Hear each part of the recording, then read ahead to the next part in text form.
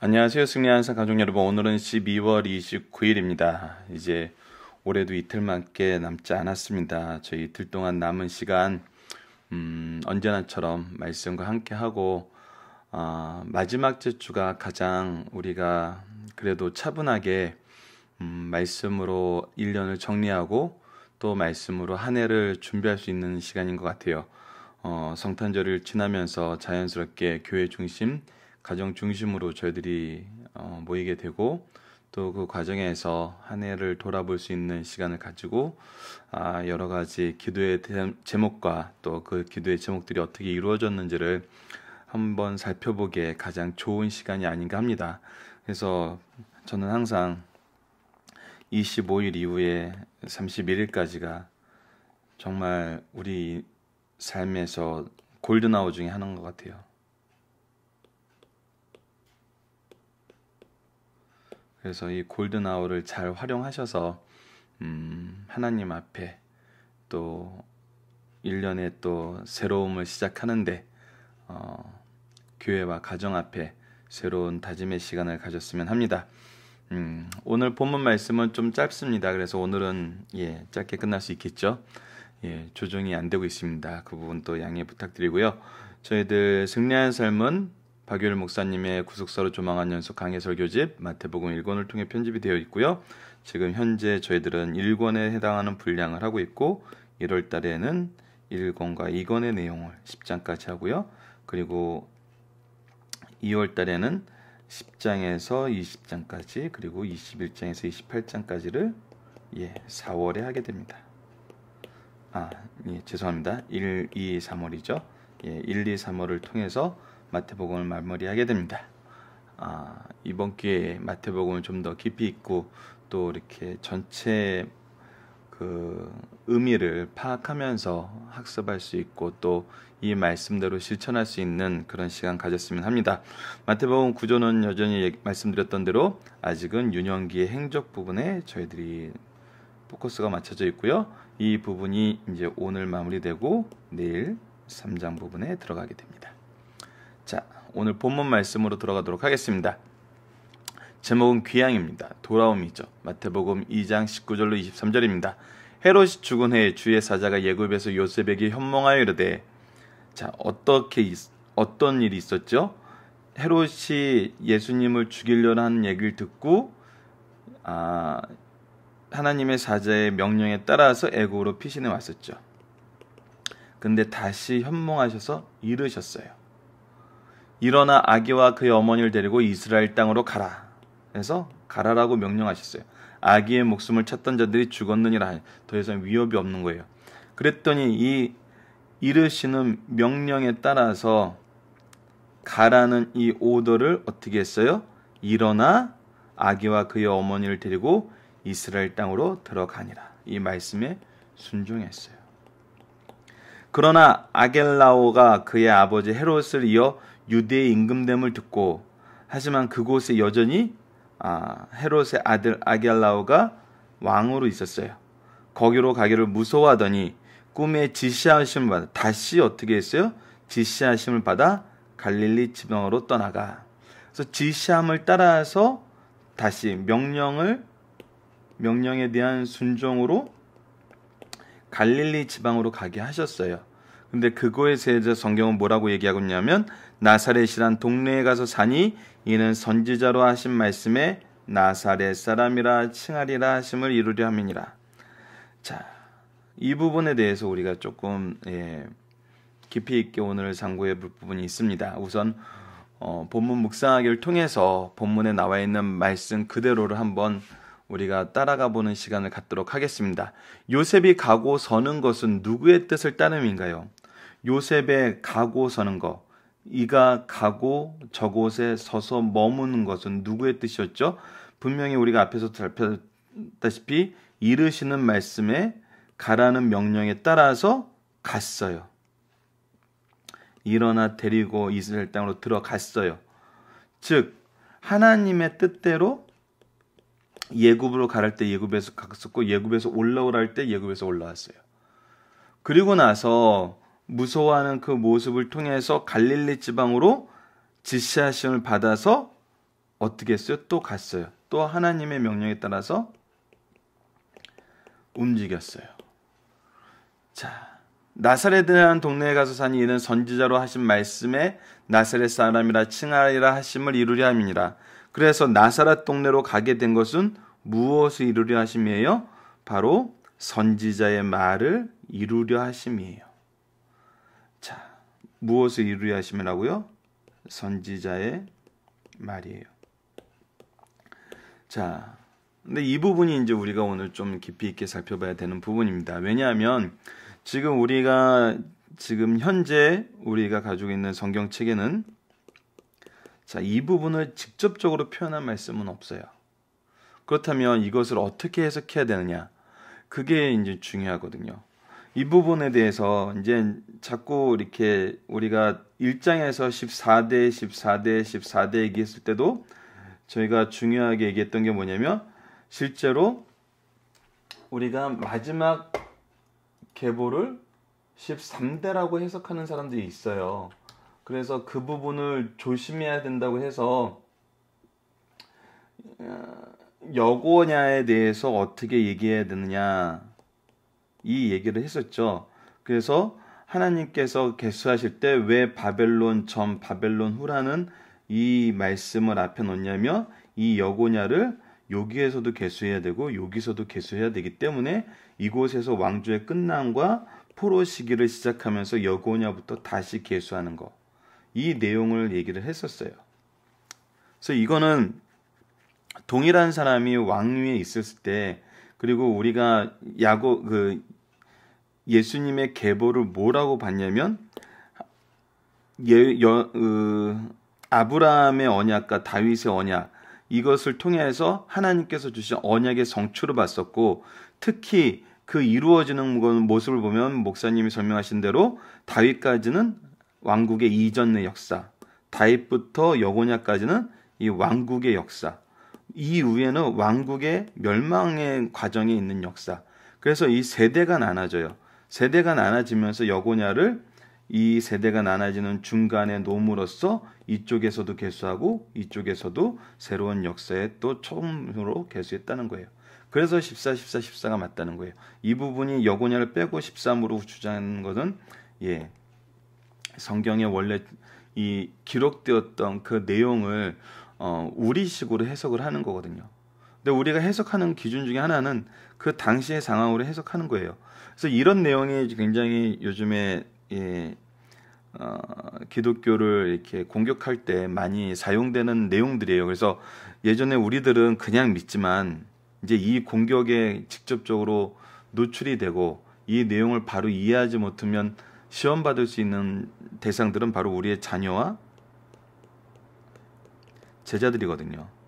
그래서 여러분들이 이 부분에 대해서 좀 바로 알았으면 해서 그리고 알고 설명해 주셨으면 해서 이런 부분에 대해서 물어봤을 때 믿음이 없어 그런 거는 그냥 넘어갈 수 있어 이렇게 얘기하는 것이 아니라 이렇게 우리가 이 신앙의 선조들이 많이 연구를 해놨으니까 이 연구를 토대로 우리가 말씀을 바르게 설명해 줄 수 있는 그런 것이 필요해서 했었고 그래서 이 부분에 대해서도 오늘 우리가 좀 주의 깊게 살펴봐야 돼요. 자, 그러면 이 부분을 저희들 본문의 중심 사상을 살펴보면서 하나하나 보도록 하겠습니다. 마태복음 예수님 초기 사역에는 하나님의 직접적인 섭리가 명확하게 보인다. 하나님의 직접적인 섭리라는 것이 무엇이었죠? 바로 꿈에 나타나서 직접 명령하셨던 거였어요. 마태복음 1장에는 한 번 주의 사자가 현몽하여 이르되 라고 하면서 애굽으로 피난할 것을 얘기했었고 2장에서는 3번이나 요셉에게 현명하여 이르되 라고 나와요. 13장과 19절 그리고 지시하심에 받아서 22절. 그래서 오늘 본문이 바로 우리가 이 부분에 해당되는 거죠. 이는 예수님이 어린 시절을 사탄의 흉계로부터 보호하시는 하나님의 섭리를 보여주는 거예요. 하나님께서 뭐 하세요? 보호하시는 섭리를 이루세요. 무엇을 위해서? 하나님의 계획대로 모든 것을 신실하게 이루시기 위해서. 그래서 하나님의 계획을 막을 건 없어요. 그 안에서 하나님께서는 때로는 이렇게 주권적으로 섭리하시면서 보여주세요. 우리가 기억해야 되는 것은 하나님께서는 보편적으로 자연 법칙과 합리적인 사고와 행동을 존중하세요. 그러나 자기 백성들이 상상할 수 없는 위험 가운데 섰을 때는 초자연적인 능력으로 보호하신다는 거예요. 인간은 그 누구도 하나님의 섭리하시는 역사의 보호를 제거하면 우리에게 하나님의 섭리 안에서 보호받는 이것이 제거되면 1분 1초도 존재할 수 없어요. 온 우주가 어떻게 이렇게 친밀한 시스템 안에서 우리를 안전하게 보호하는 그 과정 속에 있겠어요. 태양에서 조금만 가까워도 우린 지금 다 생명이 살 수 없을 만큼 다 죽고요. 조금만 멀어도 다 얼어 죽는데요. 천문학자들이 이걸 보고 너무나 놀라운 거예요. 누군가의 손이 존재하고 있으면 부인할 수 없거든요. 이 자연을 보면은. 그래서 이것이 자연계시라 그러잖아요. 모든 우주는 하나님의 영광을 드러내요. 우리들도 마찬가지예요. 그러므로 모든 사람들은 하나님의 무한하신 지식과 지혜와 능력의 지배에 놓이게 돼요. 이를 믿는 자는 하나님의 전지하심이 만사를 살피시고 전능하심이 이끌어 가신다는 사실을 가르쳐주고 깨달을 수 있어요. 하나님의 전지하심이 만사를 살피고 계시고 전능하심이 우리를 이끌어요. 무엇을 위해? 하나님의 계획을 위해. 또 이 하나님의 계획이라고 그러니까 우리 입장에서 보니까 하나님의 계획만 이루시는 거야. 하나님의 계획만 이루시는 거야. 하나님 것만 되는 거야. 이렇게 이분법적으로 생각하는 이 죄의 결과라 그랬죠. 하나님의 기준이 아니라 우리의 기준이 생기니까 모든 것이 하나님인 게 기분이 나쁜 거예요. 하지만 근본적으로 하나님은 어떤 하나님이세요? 전적으로 우리를 사랑하시는 분이에요. 하나님이 받으시는 영광은 우리를 구원으로 이끄는 그 구원의 역사예요. 이거는 요한복음에서 우리가 살펴봤었어요. 하나님이 무슨 일에 영광 받으시냐? 무엇이 하나님이 영광 받으신 일이시냐? 오로지 영혼 구원밖에 없어요. 우리의 구원밖에 없다고요. 하나님이 즐거워하시는 거예요. 정말 원하시는 거예요. 그래서 하나님의 계획이라 그랬을 땐 하나님의 주권과 하나님 중심이 맞지만 이 본질 자체가 우리에게 온전한 정말 참된 사랑의 그 울타리를 주시는 거라니까요. 결국 우리를 위하시는 거예요. 하나님을 위한다는 이게 아가페의 사랑이거든요. 근데 하나님의 계획이라는 이 단어에 되게 부정적이고 기분 나빠하시는 분이 있어요. 그 결과는 왜라고요? 죄의 결과라고요. 나의 기준이 하나님의 기준과 달라졌기 때문이에요. 하나님의 기준을 이해하려고 그러잖아요. 하지만 하나님의 기준을 이해하면은 나의 기준보다 하나님이 나를 더 사랑하고 있다는 걸 알아요. 자, 두 번째입니다. 예수께서 갈릴리 나사렛에 사심은 예언의 성취이다. 자, 이 부분이 오늘 우리가 좀 주의 깊게 봐야 될 부분입니다. 예수님께서 나사렛에서 성장하심은 성경의 예언의 성취라는 거예요. 이것이 23절에 분명히 표현이 되어 있어요. 나사렛은 이방 땅과 접경 지역인 갈릴리에 속한 지역이에요. 갈릴리는 사투리가 심하고 교양이 부족하며 이방인과 교제한다는 이유 때문에 유대인에게는 멸시와 냉대를 받았던 곳이에요. 예수를 나사렛 사람이라 하면 예수도 비천한 신분으로 그 지역에 살게 비천한 사람으로 평가함을 말해요. 이거는 우리 요한복음 말씀에서 이미 봤어요. 마태는 이를 구약의 또 다른 하나의 예언의 성취로 강조하고 있어요. 이 또한 예언의 성취다라고 강조하고 있어요. 이처럼 예수님은 그의 출생, 성장, 직업 등으로 볼 때 당시 천하게 여겨지는 것들에 속하셔서 사셨다는 거예요. 이는 우리를 구원하시는 과정에서 겸손을 보여주시고 높은 곳으로 오지 않았어요. 자격 있는 존경받는 사람으로 오지 않았어요. 천시받는 사람으로 오셔서 오로지 하나님의 뜻을 드러냈어요. 동시에 예수님께서 나오는데 누구도 제한받지 않음을 가르쳐줘요. 그래서 어떤 자격이 필요 없어요. 하나님은 뭐든지 모든 사람이 예수 그리스도 앞에 나오게 해주셨어요. 자, 그렇다면 구체적으로 이 나사렛이란 동네란 명칭이 언급된 선지서가 지금 우리에게 놓여있지 않는 거예요. 그래서 이 부분에 대해서 이제 학자들이 어떻게 평가하느냐, 학자들이 어떻게 설명하느냐. 우선 박연일 목사님의 설명을 이 마태복음 강해집에 있는 설명을 드리겠습니다. 자, 우선은 왜 나사렛이라는 곳이 비천한 곳이냐는 요한복음 7장 51절 52절에 있어요. 우리 율법은 사람의 말을 듣고 그 행한 것을 알기 전에 심판하냐. 그들이 대답하여 이르되 이거는 뭐죠?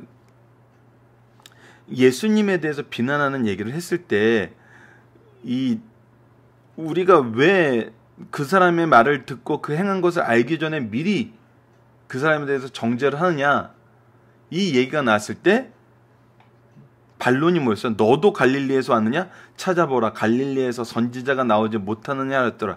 그래서 이 말씀을 통해서 갈릴리라는 지역이 그 당시에 얼마나 비천하게 취급을 받았고 사람들로 하여금 그곳에서 무슨 선한 것이 나올 수 있어. 그곳에서 어떤 선지자가 나올 수 있어. 그런 것이 상식적으로 안 맞는다. 그것이 이유가 될 만큼 그 내용이 된다는 거잖아요. 그래서 니고데모가 이 얘기를 했을 때 참 어이가 없었던 거죠. 근데 이만큼의 평가를 받는다는 곳이에요. 그래서 비천한 지역의 상징이었다는 거예요. 그래서 내용은 구약에서 메시아는 비천한 신분의 사람으로 평가받던 것을 여러 성경에 예언했어요. 그래서 갈릴리라는 그 특정한 지역에 대해서 얘기하기 전에 비천한 지역으로 나온다는 내용은 많이 하셨는데 그 대표적인 지역이 갈릴리 나사렛 지역이라는 것을 설명하고 있어요. 그래서 구약에 예언된 예수님의 말씀을 보면은 지금 시편 22편 6절과 8절과 이사야 49장 7절 말씀만 좀 예를 들어놨는데 나머지 69편 8편 69편 8절 그리고 이사야서 그리고 다니엘서도 다 이 맥락에서 얘기를 하고 있어요. 시편 22편 6절로 8절로 보면 나는 벌레요 사람이 아니라 사람의 비방거리요 백성의 조롱거리니이다. 나를 보는 자는 다 나를 비웃으며 입술을 삐죽거리고 머리를 흔들며 말하되 그가 여호와께 의탁하니 구원하실 걸 그를 기뻐하시니 건지실 거라나이다. 이 일이 어디에 있었죠? 예수님 십자가상에서 이루어졌었죠. 이사야 49장 7절을 보면 이스라엘의 구속자 이스라엘의 거룩한 이이신 여호와께서 사람에게 멸시를 당하는 자 백성에게 미움을 받는다. 관원들에게 종이 된 자에게 이같이 이르시되 왕들이 보고 일어나서 고관들을 경배하리니 이는 이스라엘의 거룩하신 이 신실한 여호와가 그가 너를 택하셨음이니라. 그래서 이 멸시당하는 자, 미움받는 자, 종되었던 자 중에 하나님의 보내신 이가 하나님의 선택하신 이가 일어난다는 거예요. 자, 그래서 구약에서 예수님에 대한 예언의 대부분이 이 멸시받는 자라는 것이고 이제 성경 구절과 연결해서 얘기를 하면은 이사야서 11장 1절이 있어요. 이새의 줄기에서 한 싹이 나며 그 뿌리에서 한 가지가 나서 결실할 것이오 라고 하면서 예수님이 이새의 줄기에서 그 뿌리에서 난다는 말씀이 있어요. 이때 이 싹은 이 싹이란 말은 히브리어로 네체르인데 이것이 나사렛의 어원이 됐다는 거예요. 그래서 나사렛이라는 의미가 이 싹이라는 의미라는 거예요. 그래서 상징적인 의미로 이 싹이 바로 나사렛 지역을 의미하는 성경 구절이다라고 얘기하는 거죠. 또 다른 이제 목사님은 이 말씀을 안 쓰셨는데 다른 학자들은 이렇게 설명하는 사람들도 있어요.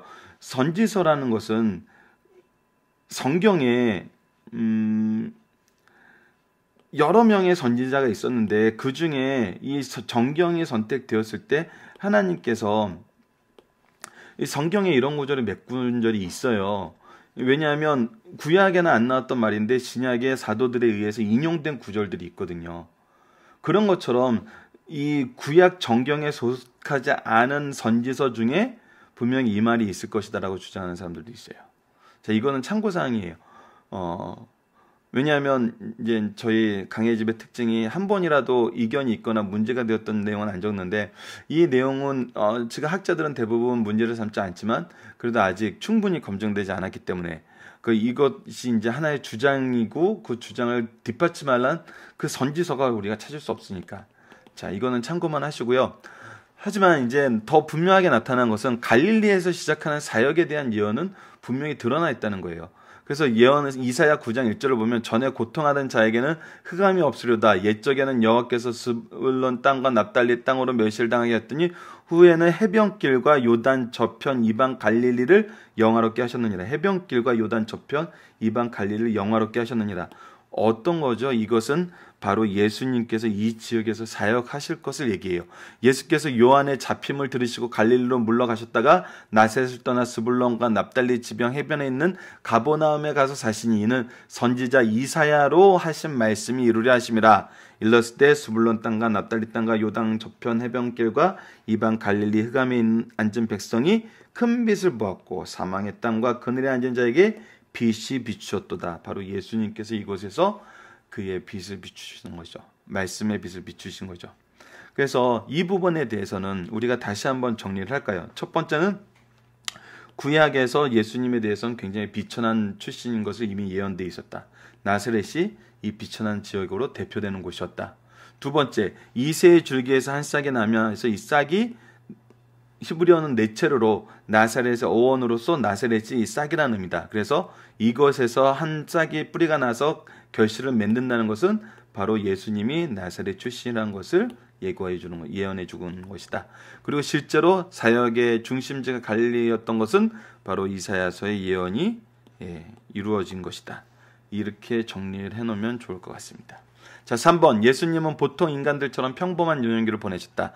예수님은 하나님의 아들이요 메시아이시다. 그러나 예수님은 다른 아이들과 달리 특수하게 자라지 않으시고 보통 인간의 생육 과정을 거치셨어요.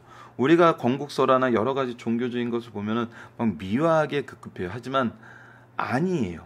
왜 아닐까요? 이건 어제 얘기하고 동일해요. 우리를 동정하시기 위해서. 심플시. 우리가 느끼는 모든 것을 동일하게 겪으셔야 되거든요. 우리의 대속주로 오셨기 때문에. 그리고 모든 과정에서 매우 정상적이셨다는 거예요. 지혜롭고 하나님의 은혜 속에 성장하심으로 모든 면의 균형을 유지하셨다. 그러나 죄악에 침해받거나 손상받지는 않으셨다는 거예요. 굉장히 이것이 진학적으로 중요한 부분입니다. 이는 예수께서 우리와 똑같은 고난을 체험하시고 성장하셔 우리의 구주가 되시는데 흠이 없으심을 보여줘. 치민 모든 것을 다 경험하시고 감당하셨다는 거예요. 또 사무엘상 2장 26절과 함께 모든 아이들의 성장 과정에 모범이 되셨음을 가르쳐 줘요. 자, 그래서 예수님은 정말 하나님의 뜻을 온전히 이루시면서도 인간의 모든 것을 경험하셨어요. 즉 뭐예요? 참신과 참 사람의 모습이 예수님 안에서 온전히 이루어졌다는 거예요. 이것이 우리 구속주가 될 수 있는 절대적인 기준이죠. 그래서 예수 그리스도 외에는 안 되는 거예요. 될 수가 없는 거예요. 불가능한 거죠. 오직 예수님으로밖에 우리가 구원에 이룰 수 없는 겁니다. 자, 살펴보기 말씀 여러분들 오늘 주의 사자가 요셉에게 현몽하에서 말해준 내용과 나사렛이 지시는 의미 살펴보기 정답에 적혀 있습니다. 그래서 그 부분을 참조해 주시고 자, 이 부분을 한번 보도록 합시다. 삶 속에서 하나님이 계획하신 뜻대로 이루어지는 것을 경험한 적이 있는가? 다른 것을 보기보다는 올해 2015년에 우리가 했던 기도의 제목들 한번 살펴봤으면 좋겠어요. 승리하는 사람 입장에서는 저희들이 사실 승리하는 사람이란 그 이름의 회사는 제 개인 출판사였지만 지금 사단법인 강성성경연구원이라고 법인화가 됐습니다. 그래서 이 법인을 통해서 말씀이 이제 곧 이 발행이신 박유열 목사님이 은퇴하시는데 이 말씀이 계승될 수 있도록 다음 세대로 연결될 수 있도록 이 부분에 대해서 굉장히 기도를 많이 했는데 법인이 정말 많은 분들의 도움과 협력과 하나님의 인도하심으로 굉장히 순적하게 이루어졌어요. 그래서 이 모든 것이 이루어져서 지금 하나 둘씩 잘 세팅이 돼가고 있습니다. 그래서 이 일을 통해서 말씀을 계속 공급하시는 일이 이루어질 것을 의심하지 않아요. 왜? 이미 이루심을 보여주셨기 때문에. 그래서 이 말씀을 지키는 것이 말씀 중심의 신앙생활 하는 것이 예배 중심의 신앙생활 하는 것이 가정과 교회가 신적 기관으로 바로 서는 것이 하나님의 뜻임을 정말 우리의 승리할 삶의 입장에서는 굉장히 깊이 있게 분명하게 이루어지는 것을 경험할 수 있었거든요. 앞으로 2016년을 또 맞이하게 되는데 2016년에도 이 일을 어떻게 이끄실지 이제 기대가 돼요. 우리가 우리의 계획대로 하는 것은 굉장히 실패를 많이 하는데 하나님의 계획에 동참하는 거, 편승하는 거, 의지하는 거, 어떤 말이든 좋아요. 하나님의 계획에 우리가 의지했을 때는 내 미래에 대한 두려움이 아니라 기대가 넘치게 되죠. 왜? 이루시는 건 하나님이시니까. 얼마나 큰 일을 이루실지 상상을 할 수가 없는 거예요. 왜? 내가 하는 게 아니니까. 이것을 우리가 1년 동안 다시 한번 우리에게 이루신 큰 일을 정리를 해보면서 내년에 이루실 또 큰 일을 기대하면서 우리 연말 연시를 맞이하고 또 기도의 제목들과 말씀의 교제를 이끌어 나가는 것이 어떨까요? 정말 저는 너무나 기대가 됩니다. 특히 이렇게 방송이 들쑥날쑥하고 반년 정도는 정말 그래도 유지가 좀 되다가 또 나머지 반년은 또 이렇게 힘에 붙였는데 다시금 이렇게 시작하게 하신 하나님, 그리고 특히 지금 계획하고 있는 대로 토요일 수요일의 문답 특강도 준비가 돼 있고 하나둘씩 이루어질 수 있도록 또 이것을 이룰 수 있는 이런 환경적인 부분과 여러 가지 상황들을 또 사람을 통해서 이루시는 하나님을 보거든요. 우리 승리하는 사람 가정 모든 분들이 정말 하나님의 계획에 동참하시고 의지하셔서 2016년 많은 경제 지표와 많은 환경들이 어렵고 힘들고 정치적인 현안들도 너무나 많아서 우리가 얼마나 많은 정말 쓰라림을 내년도에 겪게 될지 아무도 모르지만 우리는 기대하자고요. 하나님의 일을. 정말 이것이 인생을 사는 묘미가 아닌가 생각을 합니다. 자, 마지막으로 말씀을 기초로 기도하기를 통해서 오늘 본문 말씀을 마치도록 하겠습니다. 하나님, 우리가 가고 서는 것을 인도해 주시고 이를 위해 이미 준비하시고 예언의 성취를 통해 신실하심과 전능하심을 믿게 하심을 감사합니다. 예수님 이름으로 기도드립니다. 아멘.